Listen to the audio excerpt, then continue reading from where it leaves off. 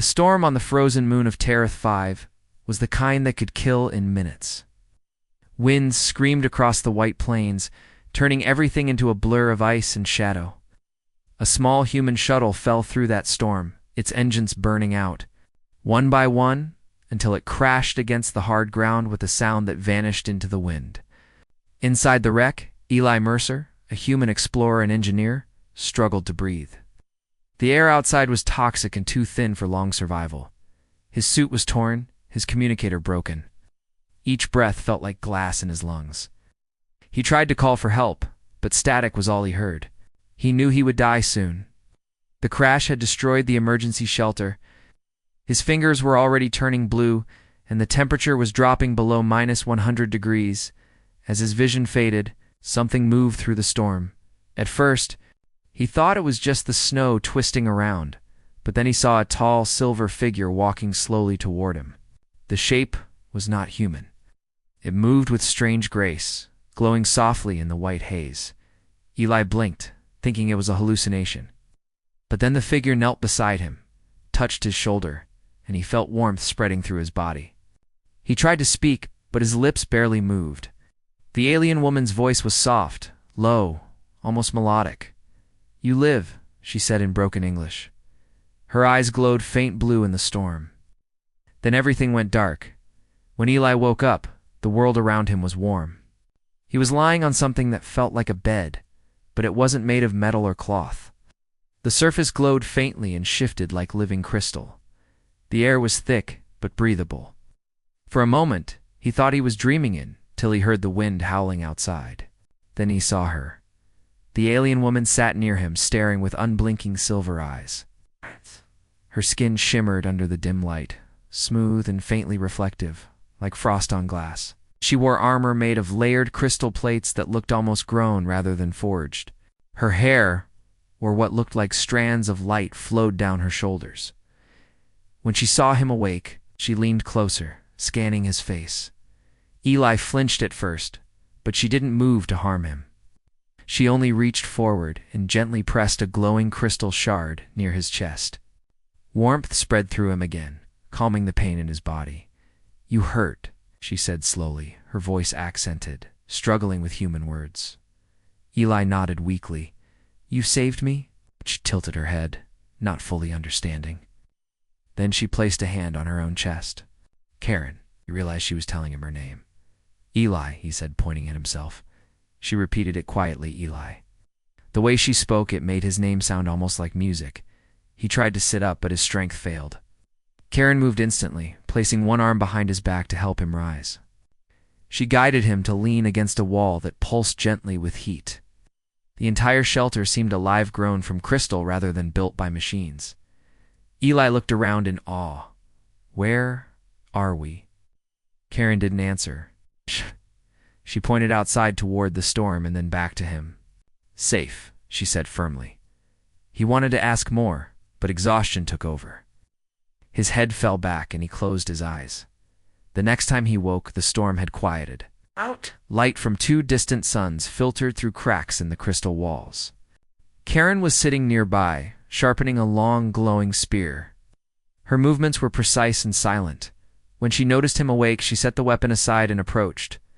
She offered him a bowl made from crystal, filled with a glowing blue liquid. Eli sniffed it cautiously. "What is this?" She tapped her chest and then his. "Warm," she said simply. He understood something to keep his body heat stable. He took a small sip and almost dropped the bowl. It was hot, but strangely sweet, spreading warmth through his throat and chest. He gave a small nod of thanks. Karen's lips curved slightly, almost a smile. But her face was not built for human expression. For the next few days, they shared the same small shelter. Karen barely spoke, but she watched over him constantly. Each time the temperature dropped too low, the crystals in the walls dimmed, and she would move closer to him. Sometimes, when he shivered in his sleep, he felt her arm wrap around him gently, her body radiating steady warmth. At first, he was uncomfortable. She was not human, and her touch felt strange. But as the nights grew colder, he realized it was the only thing keeping him alive. On the 3rd night, Eli woke suddenly. He felt pressure on his shoulder. Karen was sitting beside him, her expression serious. The wind outside had changed. Pitch, it was no longer just a storm. There was a new sound, deep and metallic, like engines. Eli listened. His heart skipped a beat. Groans, he whispered. Karen's gaze narrowed. She stood up, grabbing her spear. Her armor hummed softly, light flowing across it like running water. Eli tried to stand too, but his legs were still weak. No, wait, he said, you can't fight them alone. She looked back at him and spoke one word in her native tongue. Word that carried both warning and care. Then, softly in English, she said, "Stay mine." The word startled him. Her tone was not harsh. It was protective, almost pleading. He realized she didn't mean ownership. In her culture, mine probably meant something closer to under my protection. Before he could answer, she slipped outside into the snow, through a crack in the crystal wall. Eli saw flashes of blue light in the storm. He heard the sound of plasma striking ice, and silence. When Karen returned, her armor was scorched in places, but her eyes burned brighter than before. She placed the damaged drones in a heap outside, sealing the entrance again. Eli stared at her in disbelief. You fought them off? Alone? She looked at him, touched the side of his face gently, and whispered again, "Mine." The days passed, and they began to communicate better. Eli taught her words from his language using objects around them. Wall, light, storm, safe. She repeated them, sometimes laughing quietly when she mispronounced something. He learned her words, two short musical phrases full of meaning. One word, Shada, meant heart warmth. Another, Orin, meant trust. Bit by bit, they started to understand each other without speaking. Eli also repaired a small piece of his ship's technology, a scanner that showed faint energy signals nearby. When he showed it to her, she looked surprised. She tapped the screen where faint blue dots flickered. "Rulon?" she said bitterly. "Rulon?" Eli asked. She nodded, expression darkening. "They take kill my people." He realized then that she was a survivor of a destroyed civilization. The drones had been sent by the same empire that wiped out her people. "You've been living here alone?" he said softly. She didn't answer, but her silence said everything. That night, when Eli worked on fixing his communicator, Karen sat close, watching his hands move. Her people used living crystal for technology, while humans used metal and wires. She seemed fascinated by his tools. At one point, her hand brushed his by accident. She froze, then looked up at him. Her skin felt warm and smooth, like polished stone. She didn't pull away. Instead, she tilted her head, studying him quietly, as if trying to understand why he risked his life to fix something that might not even work. "I just don't like giving up," Eli said with a faint smile. She blinked, then whispered, "Brave." Eli chuckled. "Maybe stubborn." Her eyes softened and she repeated the word carefully. Stubborn. It was the first time he heard her laugh a quiet, musical sound that made the cold shelter feel alive. As days turned into a week, their bond grew stronger. Eli recovered enough to walk short distances outside. Karen stayed close, always alert for danger. She moved like a hunter, silent and graceful, her eyes scanning the horizon. One day, while searching the crash site for supplies, Eli slipped on the ice and fell into a deep crack. He hit his leg hard and cried out in pain. Before he could even call for help, Karen appeared above him, lowering a glowing rope made of crystal fiber. She pulled him out with surprising strength. When she saw the cut on his leg, she tore a piece of her armor and pressed it against the wound. The material fused like a bandage, glowing faintly. Eli tried to thank her, but she only said softly, "You fall. I catch mine." He couldn't help but smile, despite the pain. "Yeah," he said. "Yours." Her eyes widened slightly, and then she looked away, as if hiding a sudden emotion. That night, the temperature dropped to record lows. The crystal walls dimmed, and even Karen's energy seemed weaker. Eli could feel the cold seeping in again. His hands shook as he tried to wrap the emergency blanket tighter around himself, but it was useless. Karen moved closer, watching him with concern. Then, without a word, she sat beside him and wrapped her arms around his shoulders, pulling him against her chest. Her body radiated a steady, soothing warmth. Eli's heart raced at first. He wasn't used to being this close to an alien being, but her presence was calming, almost peaceful. She looked down at him, her voice soft and serious. "Need warm? You live." He nodded slowly. "Okay." Hours passed. The storm howled, but inside the shelter, time seemed to stop. Eli could hear her steady heartbeat, slow and rhythmic. She didn't sleep. She just held him, keeping him alive through the long night. When dawn came, tried to move away, but she held him tighter for a moment, whispering quietly, "Mine." This time her voice trembled not from cold, but from something deeper. Fear, maybe, or a feeling she didn't yet understand. Eli looked up at her and smiled faintly. "I'm not going anywhere," he said. She met his eyes for a long moment, then slowly nodded. The frozen moon of Tereth 5 had fallen quiet after the storm. But Eli knew that silence never lasted long in places like this. He sat beside Karen's glowing crystal fire, fixing a damaged sensor from his ship. The thin screen showed flickering signals, some faint, some strong, all moving. He frowned. "These aren't weather patterns," he said quietly. Karen turned from where she was sharpening her spear. "What is—" He rotated the scanner toward her. "Drones. A lot of them." Her silver eyes narrowed as she leaned closer. The screen reflected off her face, casting light over the small scars across her cheekbones. "Rulan," she whispered, her voice cold. Eli looked up at her. "How many?" She traced her finger over the screen, reading the signals faster than he could. "Many search. They find us soon." The warmth of the crystal fire suddenly felt like false comfort. Eli placed the scanner aside and stood. "We need to move." Karen gave a slow nod. She walked to the wall, pressing her palm against it. The crystals shimmered in response and slowly opened like petals, revealing the icy landscape outside. Wind whipped through, sharp and biting. Eli zipped up his damaged suit, tucking his tools into his pack. Karen strapped her spear to her back and handed him a smaller shard blade shaped from glowing stone. "What's this?" he asked. "Defend," she said simply. He held it awkwardly. "You sure you trust me with your weapon?" Karen gave a soft snort, almost a laugh. "You not hurt me. You fix. You help. You."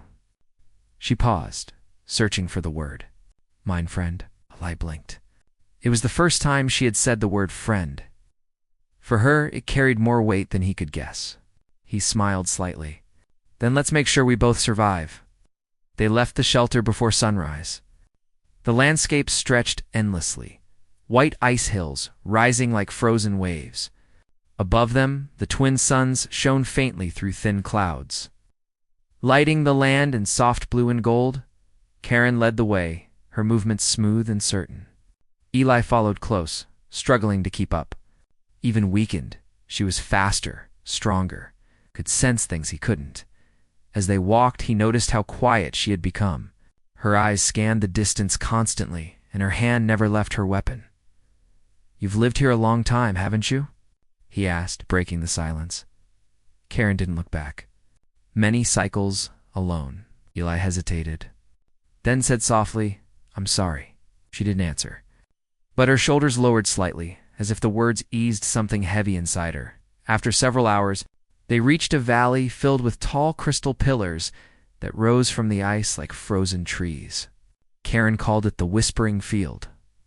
When the wind passed through, the crystals made faint musical sounds, almost like voices. Eli looked around in awe. "It's beautiful," Karen nodded. "Old place. My people pray here before war." He ran a hand along one of the glowing pillars. It hummed softly under his touch, resonating with a warm tone. "It's alive," he said quietly.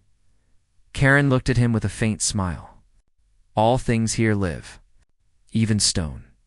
For a moment, they both stood there, listening to the song of the crystals. Then Karen suddenly raised her hand, signaling for silence. Her eyes hardened. Eli froze. "What is it?" "Drones?" she whispered. A faint metallic hum rolled through the air.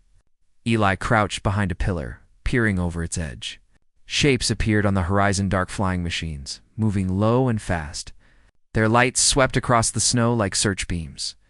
Karen pulled him closer into the shadows. Hide. Quiet. Eli held his breath as the machines passed overhead. One beam of light grazed the pillar near them, melting a small section of ice. Karen tightened her grip on her spear. For a moment, Eli thought she would attack, but then the drones turned away, following a different trail. Only when the sound faded did they breathe again. Eli exhaled shakily. They almost saw us. Ow. Karen nodded. We go now. Fast. They traveled for hours without rest. Karen barely showed fatigue, but Eli's legs ached, and the cold gnawed at his body. By the time they reached a cluster of caves near a frozen ridge, he could hardly stand. Karen stopped and turned to him. Rest. He shook his head weakly. No, we can't stop. She stepped closer and placed her hand gently on his arm. Eli tired. Need warm? Her tone was firm but kind. She helped him inside the largest cave, where glowing moss lit the walls. The air was still cold but calm, and the sound of the wind outside faded to a whisper. Eli sat down heavily against the wall. Karen knelt nearby, pressing her palms against the ground. Crystals grew quickly under her touch, forming a small shelter around them. He watched, amazed. You can shape crystal? She nodded. Part of us. Gift from world. Eli smiled tiredly. Your world really is alive. She looked at him for a moment and said quietly, Not mine. Not anymore. He didn't ask what she meant. The sadness in her eyes said enough. When he woke hours later, Karen was gone. Panic shot through him. He stumbled outside the cave, calling softly, Karen. No answer, only the distant echo of wind. He followed her footprints across the snow until he saw her standing on a cliff, staring at the horizon. She was holding something in her hands, a small metallic plate, dark with age. Eli approached slowly. What's that? She turned it over, showing him a faded insignia circle crossed by two wings. It was the mark of her people. My mother wear this, she said softly. She'll fight Rulon. She'll die. Eli lowered his head. I'm sorry. Karen's voice was calm but heavy. Rulon take all. My people gone. Only me. He placed a hand on her shoulder gently. Then maybe it's time they stop taking. She looked at him, her eyes shining faintly. You fight Rulon too? Eli nodded. If they find us, yes. I will. For the first time, she gave a full smile. Small, but real. Then we same. Later that day, they reached the edge of a frozen canyon. Across the gap stood something massive, buried under ice and snow, an ancient structure, circular and glowing faintly beneath layers of frost. Karen pointed toward it. Temple. Eli squinted. That's a building? Yes. Old gate. My people make before war. He followed her carefully down a narrow ice path toward it. As they approached, the air grew warmer. The ice around the structure began to shimmer with light dot at the base. Eli saw markings carved into the wall symbols that glowed when Karen touched them. The whole surface rippled with energy. This is a portal, Eli whispered in awe. A way to travel across space. Karen nodded. Yes, but broken. Need core. Eli thought quickly. The reactor for my ship. It still has a power cell. If I connect it to this structure, it might work. She looked at him with hope and fear mixed. It send you home? Maybe. But it could also open a link for others. Maybe even help you contact survivors. Karen's expression softened, but she shook her head. No survivors. Eli stared at the glowing symbols. Then maybe it can help you start again. Before Karen could respond, the faint hum of engines returned. Louder this time, closer. Eli turned, eyes wide. They found us. Karen's spear ignited with blue fire. Then we fight. Drones poured over the ridge like a dark swarm. Energy blasts struck the ground around them, throwing ice and dust into the air. Eli ducked behind a pillar while Karen leaped forward, striking with precise, deadly movements. Each swing of her spear cut through a machine, leaving glowing shards behind. Eli scrambled to his pack, pulling out the reactor cell. He worked fast, connecting wires from his toolkit to the temple's base. Sparks flew, and the portal symbols flickered. "Karen," he shouted. "I need more time." She nodded, blocking another blast with her spear's shaft. The explosion threw her backward, but she rose again, refusing to fall. Eli's hands shook as he tightened the final connection. Almost there. One drone broke past Karen and charged toward him. Before Eli could react, Karen moved faster than he thought possible. She struck the drone mid-air, destroying it, but the explosion threw both of them to the ground. Eli crawled toward her. "Karen, are you hurt?" She groaned, pushing herself up. Not yet. Her armor was cracked and a faint glow pulsed beneath the break, but she ignored it. He reached for her arm. "You can't keep fighting like this."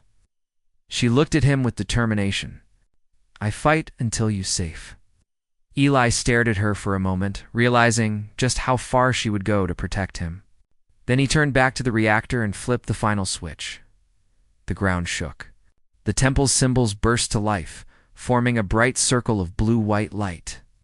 The energy waves spread outward, knocking the remaining drones out of the sky. For a few seconds, everything was silent. Eli looked up at the portal's center, where swirling lights formed like a window to another world. "It's open," he said breathlessly. Karen approached slowly, her expression unreadable. "You can go home." He turned to her. "You should come with me." She hesitated, then shook her head. "My world need me?" "Still danger here." Eli stepped closer. "Then I'll stay and help." Karen's eyes softened. "If you stay, you die." He gave a faint smile. "You said it yourself. We fight together." She looked away as if trying to control her emotions. "Eli," she whispered, struggling with words she had never needed before. "You brave? You heart-warm." Before he could answer, the portal pulsed again, stronger this time. The energy field was unstable. If they didn't enter soon, it would collapse. Eli reached out his hand. "Come with me. We'll find a way to return later." Karen stared at his hand, her eyes filled with conflict. Then slowly, she shook her head again. "No, I stay. You live." Another explosion sounded in the distance. The drones were regrouping. Karen turned toward the sound, spear glowing once more. Eli stepped forward. Eli woke to the warmth of the sun on his face, strange contrast to the cold he had left behind on Terrath 5. The Earth's sky was bright, the blue stretching endlessly. Rescue crews were moving around his shuttle, checking equipment and preparing to take him home. He felt relief, but it was mixed with an ache deep in his chest. Coney's words echoed, "Mine. Always." Even as he sat up, holding the small crystal pendant she had given him, he felt her presence. It wasn't a memory, it was something more. Like the energy of her world had followed him through the portal. Years passed back on Earth. Eli threw himself into rebuilding his life, but he never stopped thinking about Karen. He studied alien technology, hoping that one day he could return to Terrath 5. His research drew attention from Earth's space exploration agencies, and eventually he became part of a special team designed to travel to distant moons and planets. Even as the years passed, he never let go of the crystal pendant. At night, he would trace its smooth edges with his fingers, feeling warmth radiate faintly from it. Every pulse reminded him of her voice, of the way she had held him through the storms, and whispered mine. Finally, the day came. Earth had built a shuttle capable of reaching Terrath 5 safely. Eli volunteered immediately. "I have unfinished business there," he told the commander. "Return to Terrath 5 when the shuttle landed." The frozen moon seemed almost the same, but also changed. The storms were fewer, and in the distance, Eli could see signs of new life among the ice and crystal formations. He stepped carefully onto the ground, his boots crunching the snow, carried the pendant close to his chest. As he approached the valley where he and Karen had hidden before, he noticed movement. Not small creatures, but figures, Terethians. They moved confidently, their armor polished, their energy weapons ready, yet their eyes curious rather than hostile. Eli froze. Had Karen rebuilt her people? Then he saw her. Karen stood atop a crystal ridge, taller, stronger, and radiating authority. Her silver armor had been reforged and polished, and her spear glowed bright with power. She scanned the horizon, her movements precise, the way a leader commands attention. When she spotted Eli, her eyes widened slightly, but there was no hesitation. She leaped from the ridge, moving faster than he expected, landing gracefully before him. "Eli," she whispered, and for a moment her stern face softened. He smiled, stepping closer. "Karen, you survived. You rebuilt everything." She nodded. "We survived. I survived. My people. They needed hope. I found it, and now you are here." A shared past and present Yuli followed her to the valley, where her people had constructed new shelters and small cities among the crystal formations. The Terethians were wary at first, but Karen's presence commanded respect. She introduced Eli not just as a human, but as friend of their leader. As they walked through the shimmering streets, Eli noticed children playing near frozen fountains, crystal flowers glowing softly around them. Adults were training with weapons, yet their movements carried joy, not fear. Karen had not only survived, she had rebuilt a culture, a family, a society. She stopped in the center of the valley, the sunlight catching her armor, making her look like a queen among her people. She turned to Eli, her gaze steady and intense. "You helped me survive once," she said quietly. "Now, you come back." "Why?" Eli held up the crystal pendant. "Because you saved me. Because this is home to me too. And because I promised myself I would see you again." Karen's sighs softened. She reached for his hand, her touch still warm, steady, and grounding. "Mine," she whispered, repeating the same word from years ago, but now with pride rather than desperation. He smiled, taking her hand. "Ours," he replied. Facing the Rulan Empire again, as they shared this reunion, a shadow loomed. Reports from scouts indicated that remnants of the Rulan Empire were moving across Tereth 5, looking for survivors. Eli knew that returning home had not ended the fight. Karen's sighs hardened. "They will pay for what they did," she said. "We fight again," Eli nodded. "And this time, we fight together." Her people assembled, their energy weapons and crystal armor gleaming in the sun. Eli showed them human tactics, combining agility, strategy, and clever use of the landscape with Karen's leadership. The humans and Terethians trained side by side, each learning from the other. Eli realized how strong she had become, not just physically, but as a leader. She inspired loyalty, courage, and hope in every being around her. Yet for him, she remained the same Karen who had held him in her arms on that cold, lonely night. The battle and triumph when the Rulan forces arrived, they expected an easy victory. But Karen and Eli's combined forces were ready. The valley echoed with energy blasts and the hum of crystal shields. Eli led a small strike team. Using knowledge of the terrain to ambush enemy drones, Karen commanded the front lines, her spear striking with precision and power. Together, human ingenuity and Terethian skill created a force the Rulan Empire had not anticipated. In the heart of the battle, Eli found himself defending Karen against a drone that had slipped past the front line. He caught it midair, using his strength and the knowledge he had learned from her about crystal weapons. Karen nodded approvingly, then returned to the fight, protecting her people with fearless determination. When the last Rulan drone fell, the valley fell silent. Crystal towers glowed softly in the aftermath, and Terethians and humans alike took a moment to breathe. Eli looked at Karen, noticing the streaks of frost in her silver hair, the faint scars that marked her past, but also the strength that radiated from her very being. She turned to him, eyes shining. "We did it. Together," he smiled. "Together," he repeated, the reconnection after the battle. Karen led Eli to the central temple, the same one where he had left years before. Inside, the crystal walls pulsed with energy, humming like a heartbeat.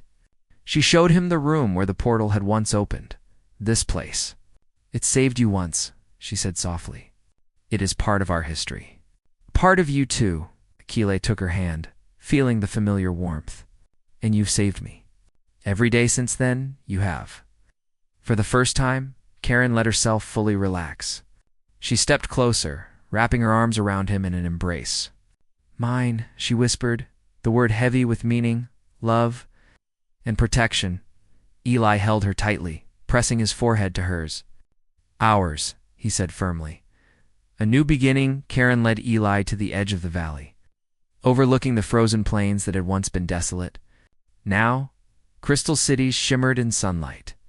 Children played among the ice flowers. Her people moved confidently through streets of living crystal. You've changed this world, Eli said quietly. Karen's eyes softened. No, we changed it together. Eli smiled. Then maybe it's time we stop calling it just Terrath 5. Maybe it's home now. For both of us? She looked at him, a faint smile on her lips.